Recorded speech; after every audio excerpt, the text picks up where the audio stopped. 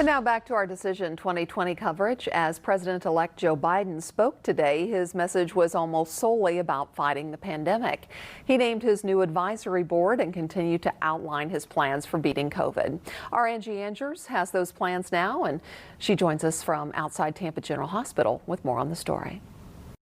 Yeah, and even here at Tampa General Hospital, they're working on a permanent COVID unit because vaccine or not, the virus won't be going away anytime soon. But today, Biden, he announced his new COVID-19 advisory board. He also talked about his pandemic plan. It's one that could, in theory, make masks mandatory in every state.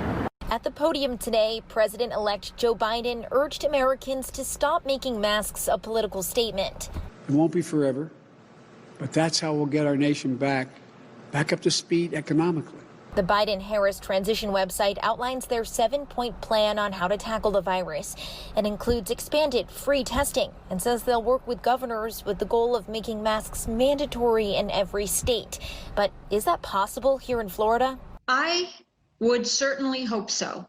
I would certainly hope that he would put people above politics. That's a conversation we should have had earlier, and really I believe we missed an opportunity. The plan put more pressure on the CDC to provide evidence-based guidance on how to open businesses and when restrictions should be imposed. A lockdown is something that I would oppose, and I don't believe this plan calls for that. Not closing them down, but opening in a responsible and safe way, which protects business. And he tied the economy to the virus, and that is important. Biden's team says they are avoiding the distractions and will continue moving forward. You might not always agree, but there's a time when you've got to put down your partisan politics and just find a way to compromise.